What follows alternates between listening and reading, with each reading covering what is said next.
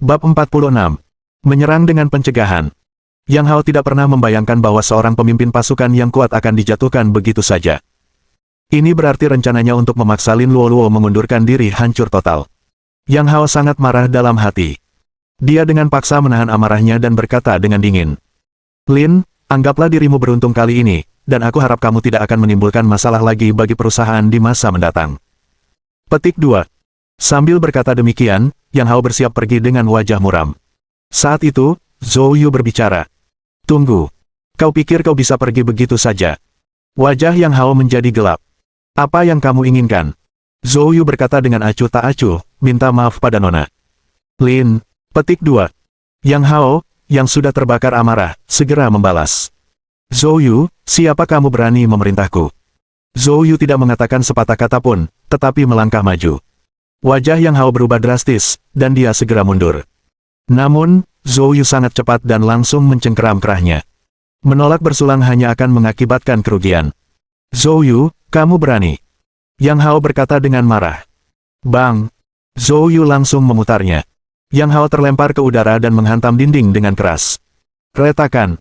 Suara retakan tulang yang tajam terdengar dari dadanya. Aduh!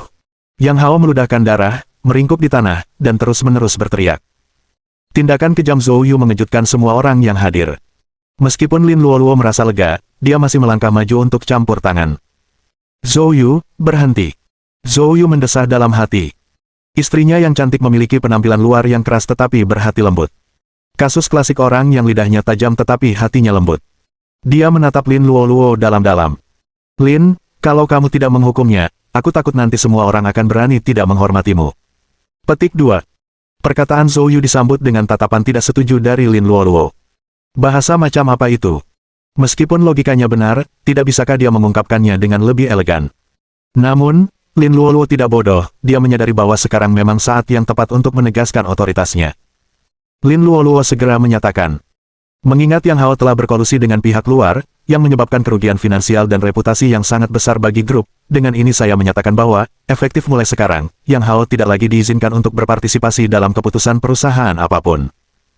Wajah Yang Hao penuh amarah, tetapi rasa sakit yang hebat menghentikannya untuk membalas, dia hanya bisa berguling-guling di tanah karena kesakitan. Lin Luoluo melambaikan tangannya untuk mengirim Yang Hao ke rumah sakit. Jadikanlah kejadian ini sebagai pelajaran bagi kita semua, dan marilah kita bersatu dengan tulus. Bertarung seperti ini tidak akan menguntungkan siapapun. Hanya itu yang ingin kukatakan, semuanya, jaga diri kalian. Saat itu, Zhang Buoqiang secara pribadi telah meminta maaf, yang secara signifikan telah meningkatkan prestise Lin Luoluo, dan sekarang, dengan dukungan kuat Zhou Yu, tidak ada seorang pun yang berani membantah. Semua orang hanya menundukkan kepala tanda patuh. Baiklah, sekian untuk hari ini. Semuanya, bubar dan kembali ke tugas masing-masing. Bekerja dengan baik. Petik 2. Sambil berkata demikian, dia berbalik dan berjalan masuk ke dalam lift. Masa pun bernapas lega dan bubar. Zhou Yu baru saja hendak pergi ketika tiba-tiba teleponnya berdering, itu adalah panggilan dari Zhang Buoqiang. Zhou Yu menjawab panggilan itu. Dr. Zhou, saya sungguh-sungguh minta maaf atas kejadian ini. Bolehkah saya tahu apakah Anda puas dengan cara saya menanganinya? Zhang Buoqiang bertanya dengan hati-hati. Bagi seseorang yang berkedudukan tinggi seperti dia, tindakan seperti itu memang jarang dilakukan. Tetapi Zhang Buoqiang sangat menyadari apa yang dimaksud oleh seorang tabib muda seperti Zhou Yu, terutama karena ia akan menemui Zhou Yu untuk pemeriksaan kesehatan sebulan kemudian. Zhou Yu tersenyum tipis. Direktur Zhang, panggil saja saya Zhou Yu. Saya menghargai usaha Anda kali ini. Petik 2. Zhou Yu bukanlah tipe orang yang melampaui batas, penanganan Zhang Buoqiang sejalan dengan keinginannya dan juga memberinya rasa hormat yang cukup. Zhang Buoqiang sangat gembira. Jangan sebutkan itu, aku sungguh tidak pantas menerima pujian seperti itu. Zhou Yu, kita tidak sempat makan terakhir kali. Saya akan menjadi tuan rumah lain kali. Anda harus datang. Petik 2. Tentu saja, tidak masalah. Rumah sakit Yancheng. Yang Hao terbaring di ranjang rumah sakit dengan dadanya terbalut perban tebal, kulitnya sangat pucat. Berdiri di samping tempat tidur adalah seorang pria berusia sekitar 50 tahun. Pria ini tak lain adalah ayah Yang Hao, pemegang saham terbesar kedua di Lin Corporation, Yang Yu Hong. Ayah, begitulah kejadiannya. Segalanya berjalan lancar, tetapi entah bagaimana Zhang Buoqiang terlibat. Liu Mingyuan, yang hanya seorang pemimpin regu, disingkirkan begitu saja. Zhang Buoqiang bahkan secara pribadi meminta maaf, yang secara signifikan meningkatkan prestise Lin Luoluo yang malang itu entah dari mana. Petik 2. Ekspresi Yang Yuhong sedingin es. Kesampingkan masalah lain untuk saat ini, fakta bahwa Lin Luoluo membiarkan bawahannya melakukan ini padamu benar-benar tidak bisa dimaafkan. Ayah, aku masih bisa menerima sedikit perlakuan buruk, tapi keluarga yang kita sekarang sudah benar-benar memutuskan hubungan dengan keluarga Lin. Simalan Lin Luoluo akhir-akhir ini sangat tertutup. Sejauh pemahaman saya, dia tampaknya dengan cepat mengkonsolidasikan semua dana kelompok untuk langkah besar. Petik 2. Meskipun aku tidak tahu apa niatnya, jika dia berhasil, keluarga yang kita mungkin benar-benar tidak punya kedudukan lagi. Yang Yuhong mendengus dingin. Bagaimana mungkin keluarga yang membiarkan seorang gadis hijau menindas kami? Besok, saya akan mengadakan rapat dewan. Yang Hao dengan cepat menjawab, Ayah, mengadakan rapat dewan di saat kritis ini, apa? Apa yang sedang kamu rencanakan untuk dilakukan? Tentu saja, untuk berurusan dengan keluarga Lin. Ayah, itu terlalu gegabah. Hao, tidak perlu bicara lagi. Saya sudah menemukan jawabannya. Anda hanya fokus pada pemulihan. Serahkan sisanya padaku. Petik 2. Sambil berkata demikian, Yang Yuhong melangkah keluar. Bab 47. Lahan basah hijau. Yang Yuhong meninggalkan rumah sakit dan pergi ke daerah terpencil, mengeluarkan ponselnya, dan menghubungi sebuah nomor. Saudara Huang. Tawa Huang Zhongsheng terdengar. Haha, Saudara Yang, saya dengar hari ini pemadam kebakaran mengunjungi grup keluarga Lin. Tampaknya rencana putra Anda berhasil. Saya ingin mengucapkan selamat kepada Anda sebelumnya, grup keluarga Lin akan segera berganti nama menjadi grup keluarga Yang. Saudara Huang, kamu merayakannya terlalu cepat. Rencananya gagal, dan kejadian ini membuat Zhang Buoqiang khawatir. Zhang Buoqiang menyingkirkan Liu Mingyuan. Bukan hanya grup keluarga Lin tidak terluka, tetapi mungkin akan lebih lancar mulai sekarang. Petik 2. Apa? Huang Zhongsheng tertegun, lalu nadanya berubah dingin, bagaimana ini bisa terjadi? Apa yang dilakukan keluarga Yang Mu? Kilatan kemarahan melintas di mata Yang Yuhong. Huang Zhongsheng, seharusnya aku yang bertanya padamu. Liu Mingyuan diperkenalkan kepada putra saya, Yang Hao, oleh Anda. Bagaimana dia bisa disingkirkan begitu mudahnya? Apakah kau mempermainkan kami? Huang Zhongsheng kehilangan kata-kata. Wajahnya tampak sangat tidak sedap dipandang. Ini, aku akan mencari tahu apa yang terjadi. Pria itu sudah disingkirkan, apa gunanya mencari tahu sekarang? Setelah kejadian ini, gengsi keluarga Lin dalam kelompok itu melonjak drastis. Jika kau tidak segera menemukan kartu truf, impianmu untuk menguasai grup keluarga Lin, grup Zhongsheng, hanya akan menjadi mimpi belaka. Kartu truf apa yang kau inginkan? Huang Zhongsheng mengerutkan kening. Proyek lahan basah padang rumput hijau, kata Yang Yuhong perlahan. Aku ingin kau menyerahkannya kepadaku untuk dikembangkan. Dengan ini sebagai alat tawar-menawar, aku pasti bisa mengambil alih Lin Family Group. Lahan basah Green Meadow secara luas diakui di Yancheng sebagai bidang tanah paling berharga. Mengembangkannya menjadi real estate pasti akan mendatangkan keuntungan lebih dari 10 kali lipat, menjadikannya proyek yang dijamin menguntungkan. Ekspresi wajah Huang Zhongsheng berubah sedikit demi sedikit. Saudara Yang, apakah kamu bercanda? Semua orang tahu bahwa proyek ini ada di tangan Wucheng Eastern Group. Petik 2. Yang Yuhong mencibir. Cukup dengan aktingnya, saya tahu Anda sudah mendapatkan hak pengembangan untuk proyek ini dari Eastern Group. Jika Anda benar-benar ingin keluarga yang membantu Anda mengambil alih grup keluarga Lin, Anda perlu menawarkan sesuatu yang substansial. Petik 2. Kalau tidak, mengapa keluarga yang membantu grup Zhongsheng Mu? Yang Yuhong, yang jauh lebih licik daripada putranya, Yang Hao, sangat menyadari pikiran Huang Zhongsheng. Huang Zhongsheng terdiam beberapa saat sebelum akhirnya berkata perlahan. Saya baru mencapai kesepakatan awal dengan LV Fang, bos Eastern Group. Saya tidak menyangka Anda akan mengetahuinya secepat ini, Saudara Yang. Anda berpengetahuan luas. Yang Yuhong tersenyum tipis. Keluarga Yang mempertaruhkan harta dan nyawanya untuk bekerja sama denganmu, Huang Zhongsheng. Jika aku tidak tahu situasimu, bagaimana mungkin keluarga Yang bisa bertahan hidup di Yancheng sampai hari ini? Huang Zhongsheng mengumpat dalam hati, rubah tua. Petik 1. Lalu sambil menggertakkan giginya, dia berkata, saya masih harus menyelesaikan beberapa detail dengan Eastern Group, saya hanya bisa memberikan Anda hak pengembangan maksimal. Yang Yuhong menyeringai. Otorisasi pembangunan sudah cukup. Kapan Anda bisa memberi saya dokumen otorisasi? Dalam waktu 3 hari. Baiklah, kata Yang Yuhong sambil tersenyum dingin, lalu menutup telepon. Setelah menyelesaikan masalah Yang Hao, Lin Luoluo akhirnya menghela napas lega. Sekarang, dia dapat mencurahkan seluruh energinya untuk mempersiapkan proyek kota provinsi. Sementara itu, Zhou Yu kembali bermalas-malasan di bagian teknik 4. Saat sedang bermain kartu, terdengar suara gembira dari luar kantor. Kak Zhou, miau miau, Xing Xing, aku kembali. Zhou Yu dan yang lainnya mendongak, hanya melihat Zheng Qiu dengan senyum di wajahnya di ambang pintu. Wang Miao dan Chen Xing Xing sangat gembira. Saudara Qiu, kamu sudah keluar. Zheng Qiu tertawa terbahak-bahak. Ya, terjebak di rumah sakit beberapa hari ini hampir membuatku bosan setengah mati. Miao Miao bilang padaku ada beberapa drama di grup akhir-akhir ini, sayang sekali aku melewatkannya. Zhou Yu tertawa. Jangan terburu-buru, akan ada banyak drama di masa depan. Zheng Qiu segera menghampiri Zhou Yu. Bro Zhou, terima kasih sudah datang ke bar dan mengajak kami keluar. Zhou Yu melambaikan tangannya. Jangan sebutkan itu, akulah yang melibatkanmu waktu itu. Aku senang kamu baik-baik saja. Petik 2. Saya sangat bahagia hari ini. Bro Zhou, ayo kita keluar malam ini dan bersenang-senang, kata Wang Miao dengan penuh semangat. Baiklah, baiklah. Zheng Qiu dan Chen Xing Xing mengangkat kedua tangan sebagai tanda setuju. Bro Zhou, ayo kita pergi bersama malam ini. Zhou Yu berpikir sejenak dan, karena tidak memiliki rencana lain untuk malam itu, menganggukkan kepalanya. Malam itu, Wang Miao membawa Zhou Yu dan yang lainnya ke sebuah bar terkenal di Yancheng. Sesampainya di tempat tersebut, terungkaplah sifat asli ketiganya sebagai tuan muda yang manja. Setelah minum beberapa gelas, mereka terjun ke lantai dansa dan berdansa liar. Namun, Zhou Yu duduk di samping dan menonton. Apakah ini kehidupan perkotaan yang didambakan semua orang? Tidak begitu bagus, desa lebih santai. Petik 2. Orang-orang di sini tidak memiliki vitalitas sebanyak orang-orang di desa. Mereka lebih seperti mayat berjalan. Petik 2. Saat Zhou Yu menyesap minumannya dan berkomentar. Tiba-tiba, teriakan datang dari lantai dansa.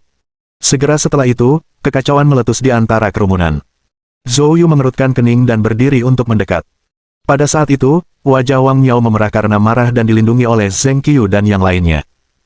Sementara Zheng Qiu dan Chen Xing Xing bergegas maju, bertarung dengan beberapa pemuda.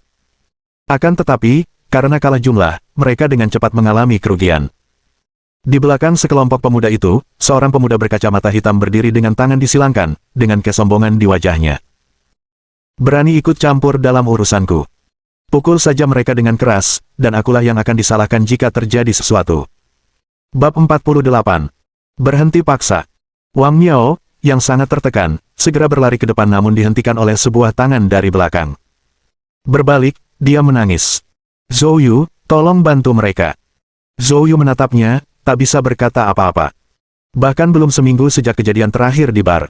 Namun, ada masalah lainnya. Bar tampak seperti tempat di mana masalah tidak dapat dihindari. Melihat Zheng Qiu dan Chen Xing Xing terjepit di tanah, Zhou Yu mengambil tindakan. Dengan langkah cepat, ia menjatuhkan segerombolan pemuda itu dengan 3 pukulan dan 2 tendangan. Zheng Qiu dan Chen Xing Xing bangkit dari tanah dengan wajah acak-acakan. Pria muda berkacamata hitam itu mengerutkan alisnya. Sialan, siapa kamu berani ikut campur dalam urusanku? Apakah kamu lelah hidup? Zhou Yu mengabaikannya dan menoleh ke Wang Miao. Apa yang sedang terjadi? Air mata menggenang di mata Wang Miao. Zhou Yu, kami sedang berdansa, dan tiba-tiba dia datang dan memelukku, bahkan menyentuhku. Zheng Qiu dan yang lainnya hanya mencoba membantuku ketika mereka berkelahi dengan mereka. Zhou Yu menatap pemuda berkacamata hitam itu dan berkata dengan acuh tak acuh. Jadi, kamu telah disesatkan oleh hawa nafsu. Minta maaf padanya sekarang. Pemuda berkacamata hitam itu tertawa dengan marah. Bajingan kecil, kau menyuruhku meminta maaf. Apakah kamu tahu siapa aku? Merupakan suatu kehormatan baginya bahwa aku memperhatikan cewek ini. Jika dia berhasil membujukku, aku bersedia memberimu uang lebih banyak daripada yang pernah kau lihat seumur hidupmu. Petik 2. Kilatan cahaya dingin melintas di mata Zhou Yu. Tepat saat dia hendak bergerak, dia melihat untaian manik-manik di pergelangan tangan pemuda berkacamata hitam itu. Alisnya tiba-tiba berkedut, dan ekspresi terkejut tampak di matanya. Melihat reaksi Zhou Yu, pemuda berkacamata hitam itu memasang ekspresi mengejek. Apa? Bukankah kamu tadi bersikap tegar? Apakah kamu tergoda sekarang? Zhou Yu mengangkat kepalanya, mengamati kembali pemuda berkacamata hitam itu. Mengingat umurmu tidak akan lama lagi, aku akan memberimu satu kesempatan terakhir. Minta maaf, atau aku akan melumpuhkanmu sekarang juga. Pemuda yang memakai kacamata hitam itu jelas marah. Dasar jalan kecil, beraninya kau mengutukku. Turunkan dia. Begitu pemuda berkacamata hitam itu selesai berbicara, belasan pemuda lainnya menyerbu ke depan sambil mengayunkan botol ke kepala Zhou Yu. Zhou Yu bergerak cepat dan menghadapi mereka secara langsung. Bang bang bang. Dalam pencahayaan redup bar, Zhou Yu bergerak seperti hantu. Tidak seorang pun melihat bagaimana dia bergerak. Puluhan pemuda itu serentak berteriak dan jatuh ke tanah. Pada saat pemuda berkacamata hitam itu menyadari ada sesuatu yang tidak beres, Zhou Yu sudah muncul di depannya. Pemuda itu tampak seperti melihat hantu, wajahnya dipenuhi ketakutan. Anda. Namun, Zhou Yu tidak membuang kata-kata dan langsung mencengkeram lengannya. Retakan. Lengan pemuda yang memakai kacamata hitam itu terkilir. Ah! Dia langsung jatuh ke tanah sambil menangis sekeras-kerasnya. Pada titik ini, Wang Miao bergegas maju dan menarik Zhou Yu pergi. Zhou Yu, biarkan saja, aku baik-baik saja. Ayo pergi. Petik 2. Dia sangat marah, tetapi melihat pemuda berkacamata hitam itu dipukuli dengan sangat kejam oleh Zhou Yu, dia merasa terbalaskan. Terlebih lagi, karena pemuda yang memakai kacamata hitam itu tampak agak berpengaruh, mereka tidak ingin memperburuk keadaan. Zheng Qiu dan Chen Xingxing juga berdebat. Ya, Zhou Yu, kita sudah cukup untuk hari ini. Ayo pergi. Petik 2. Zhou Yu sudah merasa tempat itu terlalu berisik. Baiklah, karena kamu sudah bersenang-senang, ayo pergi. Mereka berempat berjalan keluar dengan langkah lebar. Para pengamat segera memberi jalan. Setelah mereka pergi, pemuda berkacamata hitam itu dibantu berdiri oleh orang-orangnya, wajahnya marah. Bajingan, berikan ponselku padaku, aku tidak akan membiarkan jalan kecil itu lolos. Zhou Yu dan kelompoknya meninggalkan bar dan pulang ke rumah. Dalam waktu 10 menit, beberapa SUV besar tiba-tiba muncul di belakang mereka, mesin mereka menderu saat mereka mengejar dan memaksa mobil Zheng Qiu berhenti. Wajah Zheng Qiu berubah. Zhou Yu, ini tidak bagus. Sepertinya itu anak dari bar itu. Petik 2. Dia membawa orang. Memang, saat pintu mobil terbuka, pemuda berkacamata hitam itu dibantu turun. Ditemani oleh seorang pria setengah baya. Pria parubaya ini, tinggi dan berwibawa, memiliki kehadiran yang luar biasa. Zhou Yu berkata dengan tenang. Tidak apa-apa, aku akan turun dan melihatnya. Dia membuka pintu mobil dan melangkah keluar. Saat melihat Zhou Yu, mata pemuda berkacamata hitam itu praktis menyemburkan api. Ayah, dialah yang membuat lenganku terkilir. Buat mereka melumpuhkannya. Memukul. Pria parubaya itu tiba-tiba menamparkan wajah pemuda berkacamata hitam itu. Membuat kacamata hitamnya beterbangan. Pemuda berkacamata hitam itu menjerit kesakitan. Ayah, kenapa ayah memukulku? Pria parubaya itu menatap dingin. Jangan pikir aku tidak tahu apa yang terjadi sebelumnya. Kamu telah melecehkan gadis itu, jadi kamu pantas untuk dipukul. Petik 2. Pergilah, minta maaf pada mereka. Ayah, kau membuatku meminta maaf padanya, kata pemuda berkacamata hitam itu dengan marah. Kamu mau pergi atau tidak? Pria parubaya itu melotot. Ketakutan, pemuda berkacamata hitam itu segera menundukkan kepalanya. Ya, ayah. Dia kemudian mendekati Zhou Yu dan berkata sambil menggertakkan giginya. Saya salah tentang apa yang terjadi sebelumnya, saya minta maaf. Pada saat itu, pria parubaya itu mendekati Zhou Yu. Anak muda, maafkan aku karena tidak mendisiplinkan anakku dengan baik. Zhou Yu agak terkejut. Pemuda berkacamata hitam itu tampak nakal, tetapi ayahnya tampak sangat saleh. Menarik. Zhou Yu mengangguk sedikit. Katakan saja padaku, mengapa kamu memaksa mobil kita berhenti? Bab 49 LV Fang. Pria itu tidak bertele-tele, dia menatap Zhou Yu dan berkata dengan sangat sopan. Anak muda, halo, namaku LV Fang, dan nama anakku LV Kai. Anakku baru saja melecehkan teman wanitamu, dan aku mengakui bahwa itu salahnya. Saya sudah memberinya pelajaran. Ini 1 juta, tidak ada motif tersembunyi, ini murni untuk meminta maaf. Petik 2. Saya harap kamu menerimanya. LV Fang mengeluarkan sebuah kartu dan menyerahkannya kepada Zhou Yu dengan kedua tangan. Zhou Yu tidak malu-malu, ia mengambil kartu itu dan dengan santai menyerahkannya kepada Wang Miao. Apakah ada hal lainnya? Anak muda, aku mendengar apa yang baru saja dikatakan anakku, bahwa umurnya tidak lama lagi. Mengenai hal ini, aku ingin tahu, apakah kamu bercanda, atau... LV Fang menatap tajam ke arah Zhou Yu. Zhou Yu berkata dengan acuh tak acuh. Apakah aku bercanda? Apakah kamu tidak tahu jawaban atas pertanyaan itu di dalam hatimu? LV Kai tidak dapat menahannya lagi. Ayah, kenapa ayah membuang-buang waktu bicara dengan anak ini? Diam, LV Fang berbalik dan membentak sambil berteriak. Kemudian, dia buru-buru menoleh ke arah Zhou Yu dan membungkuk dalam-dalam. Anak muda, bolehkah saya bertanya apakah Anda mendeteksi adanya masalah pada anak saya? Sikap LV Fang sangat rendah hati. Zhou Yu tidak bermaksud ikut campur, tetapi melihat LV Fang merendahkan dirinya demi putranya, dia pun sedikit tergerak. Putra Anda, dilihat dari kondisinya saat ini, hanya punya waktu hidup setengah bulan lagi. LVK berseru kaget lalu melotot marah ke arah Zhou Yu. Omong kosong apa yang kamu bicarakan? LVK. LV Fang memotongnya, ekspresinya tegas. Dia tidak salah. LVK bingung. Ayah, bukankah penyakitku sudah sembuh? LV Fang menggelengkan kepalanya. LVK, aku tidak pernah memberitahumu, tapi penyakitmu tidak pernah sembuh. Hanya saja. Memang, tidak ada seorang pun yang bisa mengetahui apa yang kamu derita, jadi. LVK menggelengkan kepalanya dengan keras, tidak mau mempercayainya. Ayah, itu tidak mungkin. Kalau tidak ada seorang pun yang bisa mengidentifikasi penyakitku, bagaimana kamu bisa tahu apakah yang dikatakannya itu benar atau tidak? LVK, apakah kamu ingat Taois yang mengunjungi rumah kita 3 bulan lalu? LVK secara naluriah menyentuh untaian manik-manik di pergelangan tangannya. Ayah, apakah ayah sedang membicarakan tentang orang yang memberiku manik-manik ini? Ya, itu dia. Dia adalah seorang Taois pengembara yang sangat kuat. Dia mengatakan kepada saya bahwa rangkaian manik-manik ini dapat melindungi Anda selama 3 bulan tanpa rasa khawatir. Sekarang, ternyata, hanya tinggal setengah bulan lagi. Petik 2. LVK gemetar seluruh tubuhnya dan langsung pucat pasi. LV Fang menatap Zhou Yu dengan wajah memohon. Anak muda, bisakah kau menyelamatkan anakku? Tentu saja bisa. Gedebuk. LV Fang segera berlutut.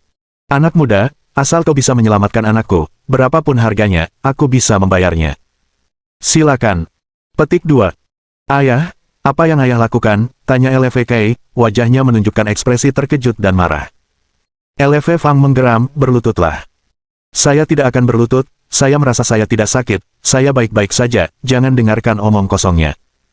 Sejauh yang kita tahu, dia mungkin bersekongkol dengan Taois tua itu, kata LVK, wajahnya penuh ketidakpercayaan. Zhou Yu menyipitkan matanya dan tiba-tiba mengangkat tangannya untuk menunjuk, memukul dahi LVK secepat kilat. Pada saat itu, sesuatu yang mengerikan terjadi. Tubuh LVK memancarkan awan energi hitam, dan dia tampak seperti kerasukan, matanya berputar ke belakang. LV Fang, bersama Zheng Qiyu dan yang lainnya, menyaksikan dengan tertegun, sementara Wang Miao begitu ketakutan hingga wajahnya memucat. Setelah beberapa saat, Zhou Yu menarik jarinya, dan LVK segera kembali normal. Mendengar ini, wajah LV Fang dipenuhi ketakutan. Anak muda, apa yang terjadi pada anakku? Dia tidak sakit, dia terkena kutukan, sesederhana itu. Saat itu, LVK sudah sadar. Hal ini meyakinkannya. Dia dipenuhi rasa takut, dan dia pun berlutut di tanah. Kakak, aku salah tadi, aku minta maaf, tolong, kakak harus menyelamatkanku. Aku bersujud padamu. Buk. Zhou Yu berkata dengan acuh tak acuh. Awalnya, saya tidak berencana untuk terlibat, terutama bagi seseorang seperti Anda, yang belum tentu bisa memberikan dampak baik bagi masyarakat jika masih hidup. Petik 2. Tapi demi ayahmu, aku akan membantu. Meski kata-kata Zhou Yu sarkastis, LVK tidak berani menunjukkan ketidakpuasan apapun.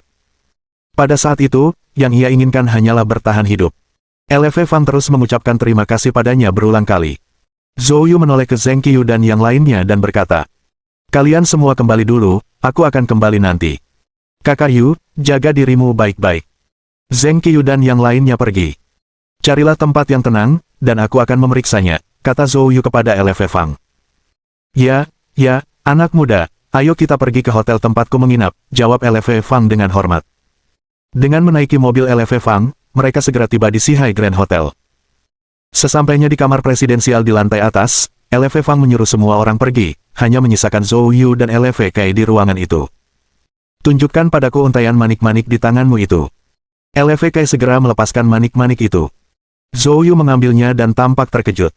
Dia bergumam pada dirinya sendiri. Itu sebenarnya teknik Tao. Orang tua itu selalu mengatakan beberapa penganut Tao sangat kuat. Tidak menyangka akan benar-benar menemuinya. Petik 2. Anak muda, apa yang kau katakan? LV Fang bertanya dengan bingung. Zhou Yu menggelengkan kepalanya, tidak ada. Dia menatap LV Kai. Saya akan mulai merawatmu sekarang. Lepaskan pakaian atasmu. Bab 50 Zhang Seng. LV Kai buru-buru menanggalkan pakaiannya. Zhou Yu mengeluarkan sebungkus jarum perak, berjalan di belakangnya. Kemudian, dengan gerakan cepat, dia mengeluarkan 7 jarum perak dan dengan cepat menusukkannya ke 7 titik akupuntur utama di punggung LFK. Setelah itu, Zhou Yu memukul punggung LFK dengan telapak tangannya. Dalam sekejap, gelombang ki hitam muncul dari tubuh LFK, disertai suara samar dan menakutkan. Seluruh ruangan langsung menjadi suram dan menakutkan. Ketika ki hitam telah terkumpul pada taraf tertentu, ia tiba-tiba mengembun menjadi massa dan menyerbu ke arah Zhou Yu seakan-akan ingin menelannya utuh-utuh. Zhou Yu mendengus dingin. Terlalu melebih-lebihkan diri sendiri. Dia melambaikan telapak tangannya di udara, lalu aliran energi mengalir keluar. Ki hitam segera hancur. Ki hitam yang kalah terbagi menjadi beberapa helai, mencoba bersembunyi kembali ke tubuh LFK. Tetapi pada saat itu, 7 jarum perak di punggung LFK meledak dengan cahaya keperakan redup, menjebak semua ki hitam di dalamnya. Ki hitam tidak memiliki kekuatan untuk melepaskan diri. Zhou Yu melanjutkan akupuntur, dan jangkauan pergerakan ki hitam semakin mengecil. Setelah 10 menit, Zhou Yu mengulurkan tangan dan meraih. Massa ki hitam itu langsung ditangkap olehnya dan kemudian lenyap begitu saja. Pada titik ini, ruangan berangsur-angsur kembali normal. LF Fang pulih dari keterkejutannya, keringat bercucuran di dahinya dan pakaiannya basah kuyup. Kalau dia tidak melihatnya dengan mata kepalanya sendiri, dia tidak akan percaya bahwa hal seperti itu ada di dunia. Zhou Yu mencabut jarum perak satu persatu dari punggung LFK. Saat jarum terakhir ditarik, LFK terjatuh ke tanah. LF Fang bergegas berlari untuk mengangkat LFK. Xiao Kai, kamu baik-baik saja. LFK perlahan membuka matanya. Ayah, aku merasa sangat nyaman, dan sudah lama. Karena aku sudah merasa senyaman ini. Petik 2. Mata LF Fang dipenuhi kegembiraan dan air mata. Dia segera mengangkat kepalanya untuk menatap Zhou Yu. Anak muda, anakku, dia. Dia aman untuk saat ini. Zhou Yu menyingkirkan jarum perak dan berkata dengan acuh tak acuh. Untuk saat ini. LF Fang tertegun. Ki jahat di tubuhnya terkontaminasi dari tempat lain. Jika sumbernya tidak ditangani, cepat atau lambat dia pasti akan kembali ke keadaan ini. Petik 2. LF Fang dan LF Kai saling memandang. LF Fang bertanya dengan gugup. Anak muda, bisakah kau menemukan sumber ki jahat itu? Zhou Yu berpikir sejenak sebelum menjawab. Dilihat dari kondisinya, dia pasti bersentuhan dengan benda ini sekitar setengah tahun yang lalu, dia tidak pernah menyentuhnya sebelumnya. Selain itu, benda ini harus berada di tempat tinggalnya dan kemungkinan besar merupakan benda yang ia sentuh setiap hari. Pikirkanlah sendiri. LF Fang buru-buru menoleh ke arah putranya. Xiao Kai, pikirkan baik-baik, apakah kamu punya benda seperti itu di sekitarmu? Setelah berpikir keras sejenak, LF Kai berkata dengan kosong. Saya benar-benar tidak dapat mengingatnya. LF Fang memohon. Zhou, bisakah kamu datang ke rumahku saat kamu senggang dan membantuku mencarinya? Zhou Yu mengangguk. Itu mungkin. Zhou Yu juga penasaran tentang apa itu ki jahat. Wajah LF Fang menunjukkan rasa terima kasih yang mendalam. Terima kasih banyak, anak muda. Ngomong-ngomong, aku belum menanyakan namamu.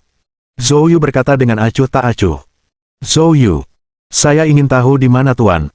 Zhou saat ini bekerja. Saya ingin lebih sering mengunjungi Anda di masa depan. Petik 2. Saya bekerja di sebuah perusahaan teknik. Di bidang teknik. LF Fang tampak terkejut. Zhou Yu memiliki kemampuan yang sangat luar biasa namun bekerja di bidang teknik. Namun, dia segera menyadarinya. Kadangkala rekayasa juga memerlukan pertimbangan geomansi dan pengusiran setan, dan semakin besar perusahaan, semakin besar kemungkinan mereka merekrut ahli yang tangguh. LF Fang berasumsi Zhou Yu adalah seorang guru seperti itu. Dia memuji. Seorang guru seperti Tuan. Zhou pasti bekerja di Zhongsheng Group, kan?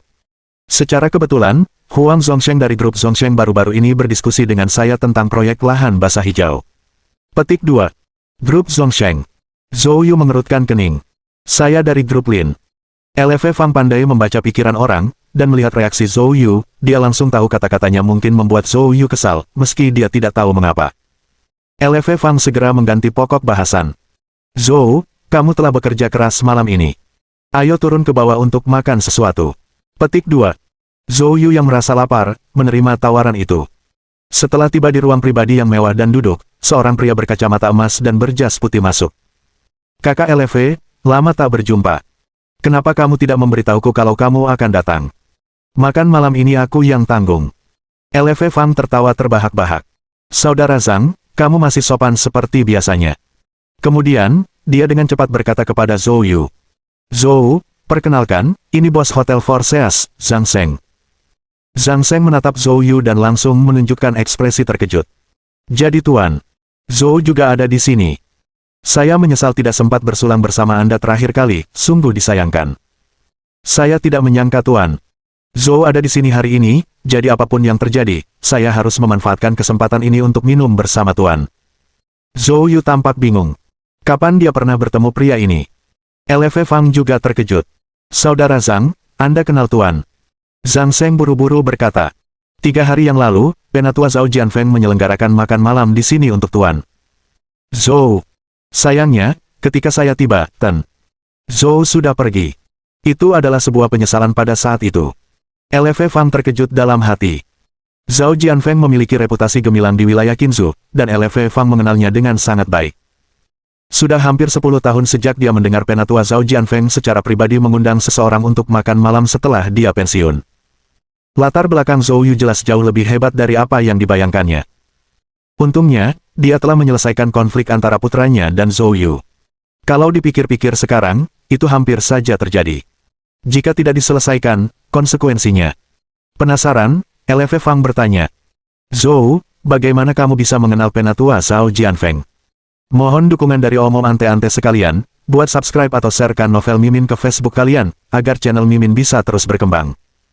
Dengan begitu, Mimin bisa lebih semangat untuk up novel seru lain ke depannya. Buat teman-teman yang sudah subscribe dan sharekan novel Mimin, Mimin ucapkan terima kasih sebanyak-banyaknya. Sekiranya teman-teman menghadapi masalah video diputar dalam bahasa Inggris, coba tukar kepada bahasa Indonesia original melalui cara ini. Semasa mendengarkan, pencet tombol setting di atas kanan video, pilih audio track dan tukar bahasa.